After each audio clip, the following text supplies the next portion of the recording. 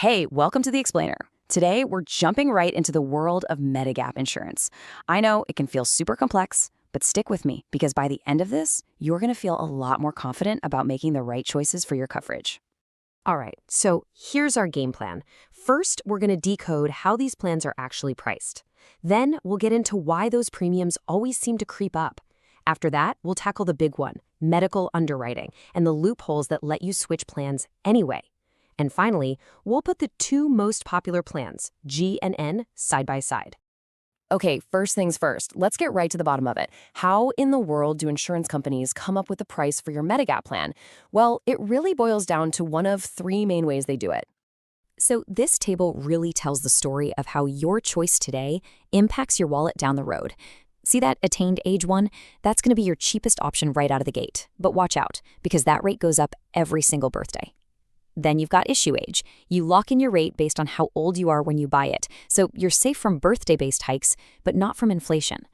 And finally, there's community rated. This one starts the highest, but the cool thing is everyone in your area pays the same, and the increases are only tied to things like inflation, not how old you are.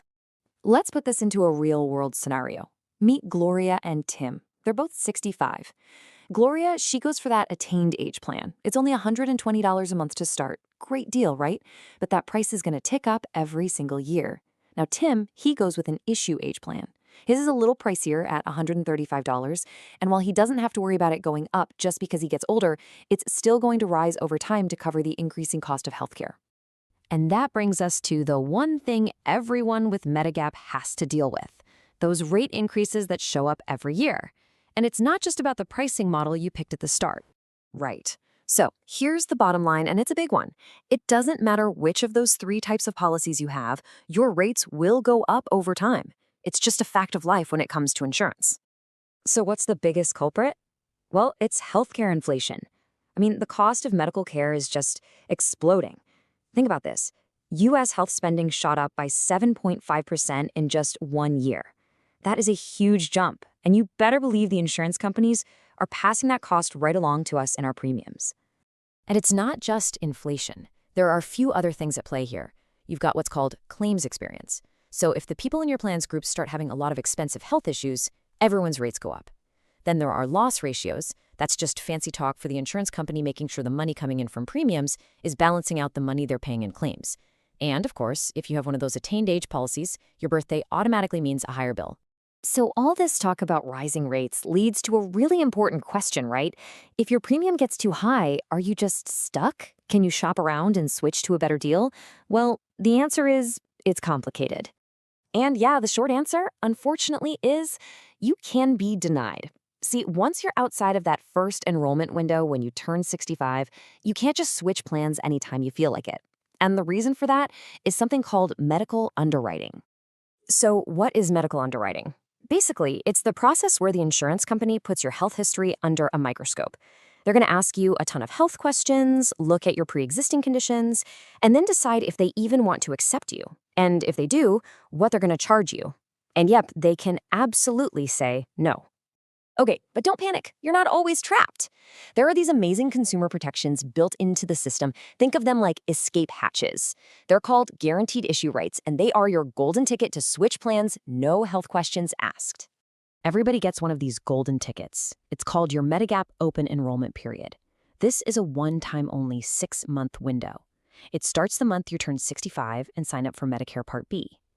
During those 6 months, an insurance company cannot turn you down for any Medigap plan they sell, period.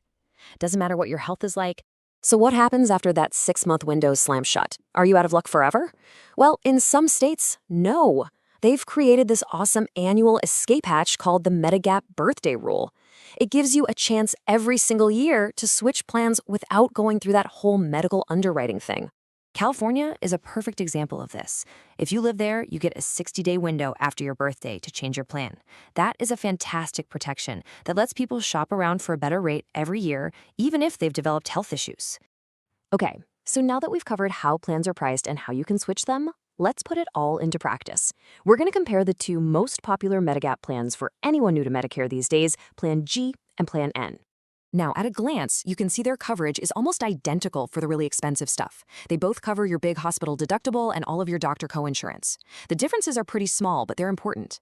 Plan G covers something called Part B excess charges, which honestly are pretty rare, and Plan N doesn't.